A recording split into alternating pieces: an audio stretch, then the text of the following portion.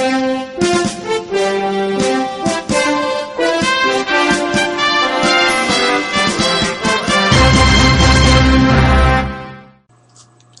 Weed Freak 976, Mike Tackett here with the truth.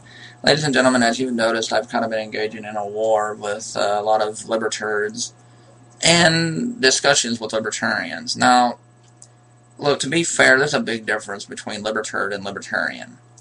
A libertarian is someone who philosophy I may disagree with on some things, agree with on others. But a libertarian is someone who is just dumb, out of their mind, don't know what they're talking about, and they kind of betray the whole theology of libertarianism. So I want to make this perfectly clear. I have nothing against the more socialist, or excuse me, democratic libertarians and stuff, you know, the more left-wing ones, which I'm going to tell you that there are differences between libertarians and left-wing libertarian, or democratic, whatever you want to call them, democratic libertarians. Okay, now, there are some in America. I want to talk about the American ones first, and then I'll get to kind of like, you know, I know it's found more in Europe now, democratic libertarians, but they are found more in Europe. But the Democratic Freedom Caucus, as it's called, established in 1996 by Hanno Beck, Mike O'Mara, and Andrew Spark, includes 40 state chairs and regional representatives. So there are 40 elected officials under the Democratic Libertarian Party. Now, even I disagree with some of their philosophy, but they are for tax cuts, second right amendments, but they are for same-sex marriage, they are for legalizing pot, they are for civil rights, they are for separation of church and state, they are for habeas corpus, for unlawful combatants, they are for consumer protection, they are for health care reform, they are for worker and union rights, and they are for antitrust laws.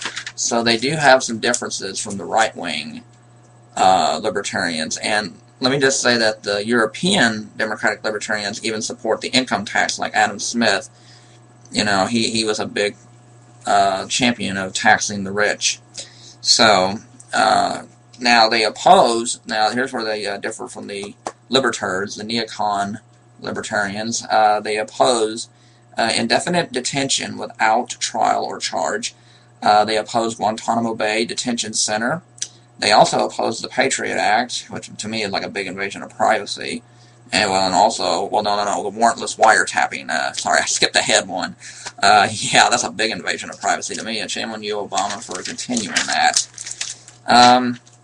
But one of the people who is cited as being a hero, now I've done a lot of research, but I don't know if he was actually one, although a lot of people consider him one, but he's really put up as a hero by liberals, libertarians, feminists, socialists even, and was Thomas Paine, one of the founding fathers. Now, Thomas Paine was born in Thelford, in the beautiful English countryside of Norfolk, England.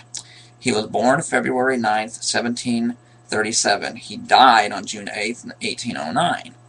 The school, he went to the Thelford Grammar School from 1744 to 1749. He worked at Thelford as a super nanny after his first wife and child died when his wife was giving birth to the child. Okay, now his books. Now this is where he really became famous. He wrote some of the greatest books in English literature history. He wrote Common Sense back in January 10th, 1776. It got highly criticized for being too radical by those people back then, you know, even people like John Adams. You know, I mean, Thomas Paine, unfortunately, was considered radical by these people for its type of radical democracy.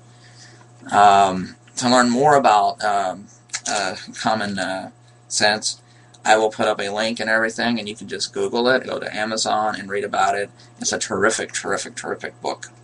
He also wrote the Crisis Pamphlet series. I'm going to put one of the actual passages from the pamphlet series. That is also one of the great one of the great poetry line. You know, it was a pamphlet series, great lines in the last 300 years of literature. And he was credited for writing. Now, I'll have to do more research, but there are conflicting opinions saying that he wrote it, and some scholars say he did not write this, but the African slavery in America on March 8th, 1775. It was the first article to call for the emancipation of the African slaves and the abolishment of slavery. Apparently that didn't really go over too well with the folk back then. He lived in France for a while, and he came back to America at the request of Thomas Jefferson, but he died shortly thereafter, and only 6 people went to his funeral because of his views and criticism of Christianity. So Thomas Paine was a great man. He was for equal rights for women, and he was for the rights of the slave. He wanted the slaves to be freed, and unfortunately he died before Abe Lincoln took office. But that's why so many far lefty socialists like myself, and even libertarian Democrats and stuff, take him as a hero, because he championed those causes way before people really should have. He was not afraid to do stuff like this. And to me, that's a real libertarian, is somebody who wants the government to stay out of someone's personal life, but just enough government to protect the people. He was heavily for that. You know, like I said, so one of the articles I read was in Wikipedia. I think I might put up the Wikipedia one, because it does give a really good and factual representation of him. And I'm going to put up another article about him, which you can read. He was a wonderful and great man, and ahead of his time. So when I criticize libertarians, I'm mainly criticizing the neocon ones. The ones who love this ideal of the laissez-faire market, free market, that is. But they kind of cheat. They are government-owned banks. Well, not really. It's the Federal Reserve, but they don't do no regulations. They don't do anything to protect the consumer. And that's one thing that Democratic libertarians are for, is consumer protection. Even the American ones. Now, they are for tax cuts, and I do disagree with that, but I'm more on the European side on this one, where they are for the income tax and taxing the rich. So, even though I disagree with a few of the Democratic Libertarian ideals, I do think that it is a better theology and ideals than what the right-wing, libertard, as I like to call them. You know, Owen, Secular Numinist, came on my channel and he said, a neocon libertarian is kind of like an oxymoron. I agree, but they exist, and unfortunately they're polluting the Libertarian Party. You know, people like Ron Paul and them. Quit defending this guy. He's a quack. I do agree with him on a few things, like cut defense spending, and the way he always is non-aggressive on the wars and stuff. I agree with that. But the fact is, he does have some seedy people working for him who have been linked to the KKK. You know, I mean, so please, libertarians, if you really care about your party, just look at Thomas Paine and Adam Smith and these people who were really for small government and a real free market, where there may have been some intervention, but it was for the protection of the consumer and of the workers and of the people. I hope that, you know, usually my videos have been fired up as of late and stuff, but I'm calming down so I can talk to people. And if I got something wrong or you got something that I forgot, please, by all means, tell me. I hope you enjoy this video, and I got one last quick thing to say. I just want to say that I just absolutely love the fact that I have more subscribers. Thank you very much. I've been getting a lot more comments. I don't mind friendly comments or comments of someone disagreeing with me on my political views and stuff.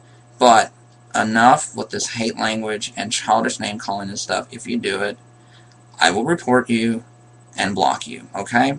No more Michael Tackett raped somebody. No more I shaved my mother's back. No. Okay?